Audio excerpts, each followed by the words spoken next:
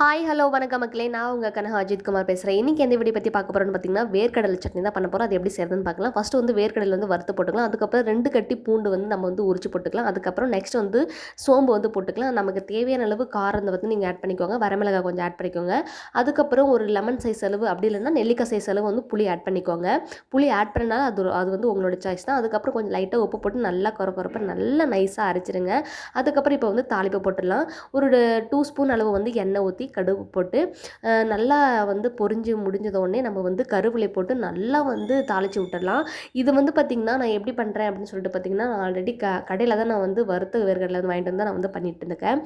இது வந்து தோசைக்கு தொட்டு சாப்பிட்றப்ப சத்தியமாக சொல்கிறேன், வேறு லெவலில் இருந்துச்சு. நான் தான் ஃபஸ்ட் டைம் சாப்பிட்ருக்கேன். ஆல்ரெடி அதுக்கு முன்னாடி சாப்பிட்ருக்கேன். பட் நான் எப்படி பண்ணேன்னா, புளி போடாமல் செஞ்சேன். பட் வந்து அதுக்கு லைட்டாக இனிப்பாக இருந்துச்சு. அது வந்து ஓரளவுக்கு ஒரு மாதிரி நல்லா இல்லை. இந்த டைமில் வந்து பண்ணிடுறது வந்து கொஞ்சம் காரஞ்சாரமாகவும் இருந்துச்சு, கொஞ்சம் லைட்டாக புளிப்பாகவும் இருந்துச்சு. சத்தியமாக சொல்கிறேன், வேறு லெவலில் இருந்துச்சு. சரி ஓகே, சாப்பிட்டு பார்க்கலாம் அப்படின்ட்டு நானும் சாப்பிட்டு பார்க்க ஆரம்பிச்சிட்டேன். வாவ், சூப்பர், வேறு லெவலில் இருந்துச்சு. நீங்களும் ட்ரை பண்ணி பாருங்கள். வீடியோ பிடிச்சிருந்தா லைக் பண்ணுங்கள், ஷேர் பண்ணுங்கள், பெல் ஐக்கனை கிளிக் பண்ணுங்கள். என்னோட சேனலுக்கு சப்ஸ்கிரைப் பண்ணுங்கள் அண்ட் சப்போர்ட் பண்ணுங்கள். பாய் பாய்.